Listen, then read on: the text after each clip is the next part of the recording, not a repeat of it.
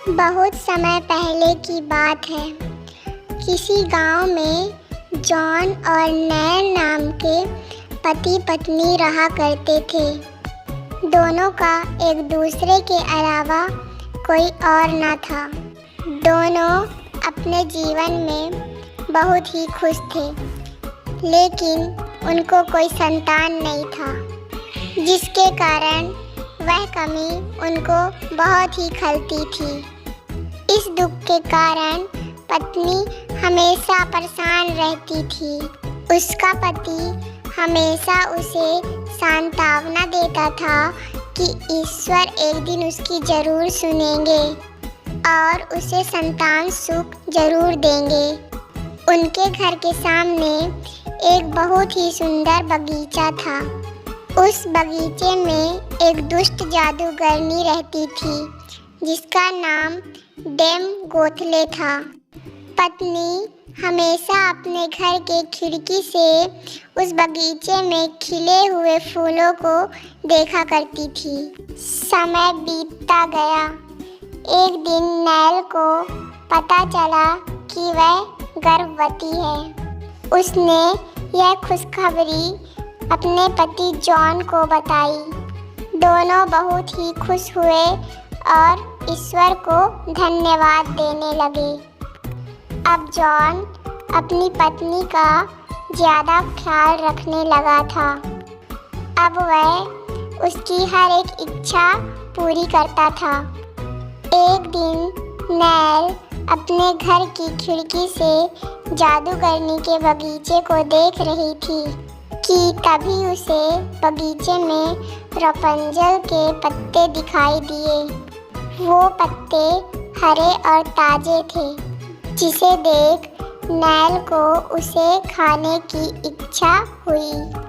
Nail ने रापुंज़ल के पत्ते खाने की इच्छा अपने पति जॉन से जाहिर की और पत्ते तोड़कर लाने को कहा।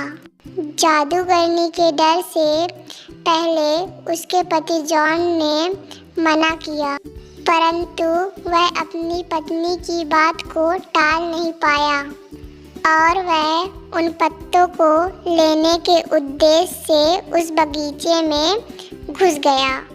मगर जैसे ही उसने रापुंज़ल के पत्ते तोड़ने की कोशिश की, तभी जादूगरनी उसके सामने आ गई। जादूगरनी उस पर बहुत ही गुस्सा थी। पति उसके सामने क्षमा मांगने लगा। उसने जादूगरनी को बताया कि उसकी पत्नी रापुंज़ल के पत्ते खाना चाहती है। उसकी यह इच्छा पूरी करने के लिए ही वह इस बगीचे में आया है। उसे विश्वास नहीं हुआ कि जादूगरनी ने उसे रापुंज़ल के पत्ते ले जाने दिए, लेकिन इस शर्त पर कि जब उसकी पत्नी बच्चे को जन्म देगी, उस दिन वह उस बच्चे को ले जाएगी। उस समय पति डर के मारे ये शर्त मान लिया और रापुंज़ल के पत्ते लेकर घर आ गया। उस दिन के बाद वह हर रोज रापुंज़ल के पत्ते तोड़कर अपनी पत्नी के लिए लाने लगा। वह उन पत्तों को बड़े ही शौक से खाती थी। तभी कुछ महीनों बाद बहुत सुंदर बच्ची का जन्म हुआ और जादूगरनी को ये बात पता चल गया।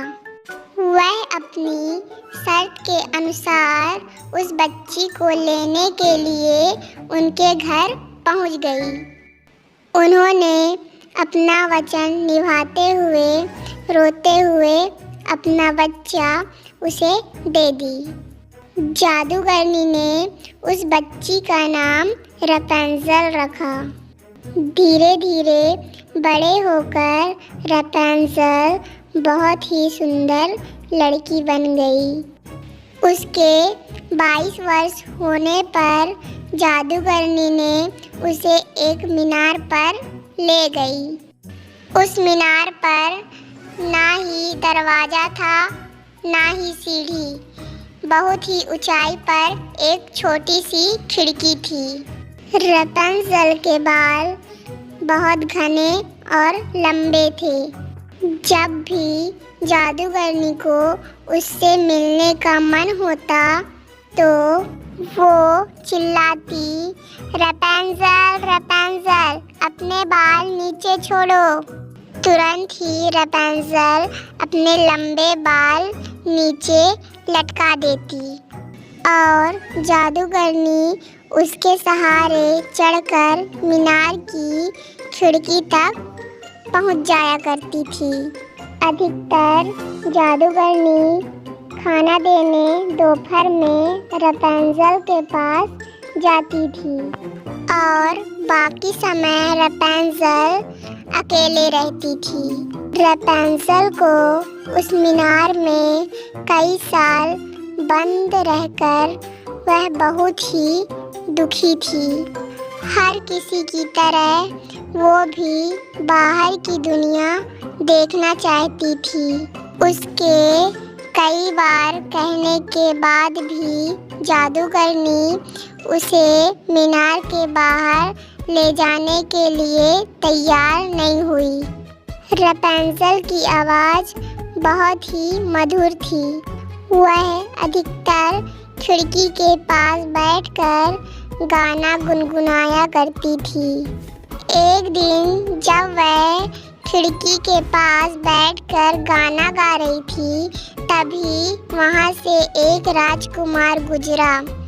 वह राजकुमार शिकार करने जंगल आया था। इतनी मधुर आवाज़ किसकी है? यह कहकर सुरीली आवाज़ सुनकर वह मीनार की तरफ गया, लेकिन उसके पास पहुँचते ही गाने की आवाज़ बंद हो गई। तभी उसे एक आवाज़ सुनाई दी, रैपुंज़ेल रैपुंज़ेल, अपने बाल नीचे छोड़ो। जादूगरनी चिल्ला रही थी। तुरंत ही बाल नीचे आए और वह उसे पकड़कर ऊपर चढ़ गई। यह देखकर राजकुमार दंग रह गया। पेड़ के पीछे छिपकर देख रहा राजकुमार भी सुरीली आवाज़ वाली लड़की को देखने की इच्छा में मीनार के नीचे पहुंचा और चिल्लाया, रैपुंज़ेल रैपुंज़ेल, अपने बाल नीचे छोड़ो। हर बार की तरह तुरंत ही सुनहरे बाल नीचे आए।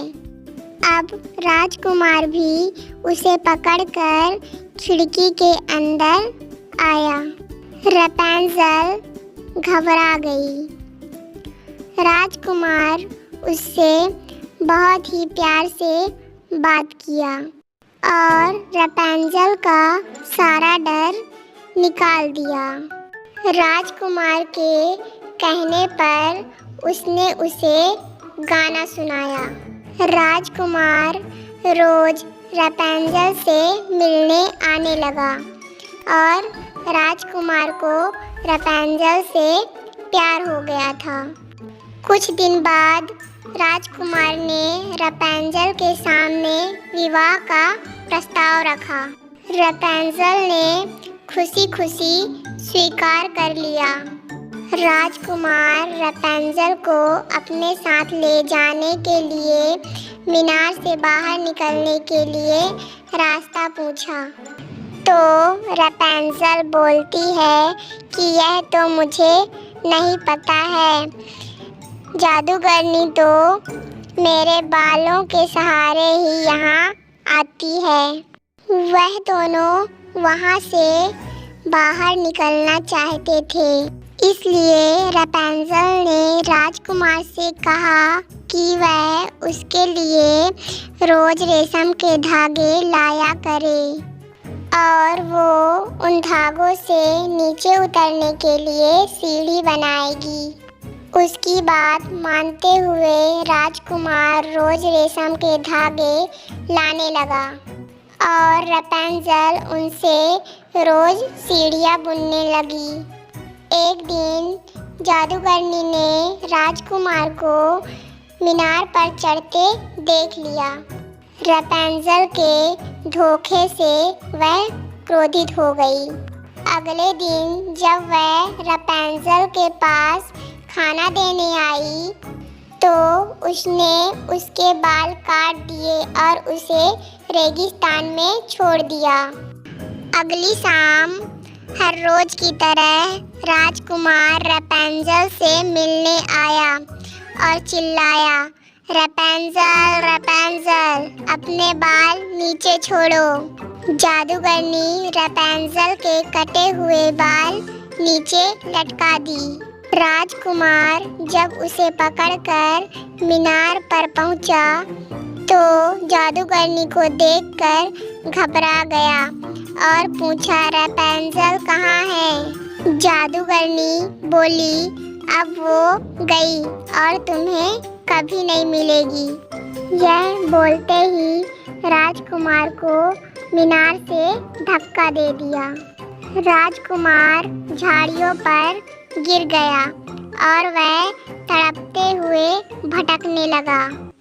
कई साल बीत गए और वह भटकते भटकते उसी रेगिस्तान पर पहुंच गया जहां पर रैपुंज़ेल को छोड़ा गया था। उसे गाने की सुरीली आवाज़ सुनाई पड़ी और वह पहचान गया कि यह रैपुंज़ेल की आवाज़ है। आवाज़ की दिशा में चिल्लाते हुए दौड़ने लगा, रैपुंज़ेल रैपुंज़ेल। रैपुंज़ेल ने भी राजकुमार को देख लिया और दोनों मिल गए। उधर नीचे उतरने का कोई तरीका न होने के कारण जादूगरनी भूखी प्यासी मारी गई। इस कहानी से यह सीख मिलती है कि बुरा करने वाले का अंत बुरा ही होता है।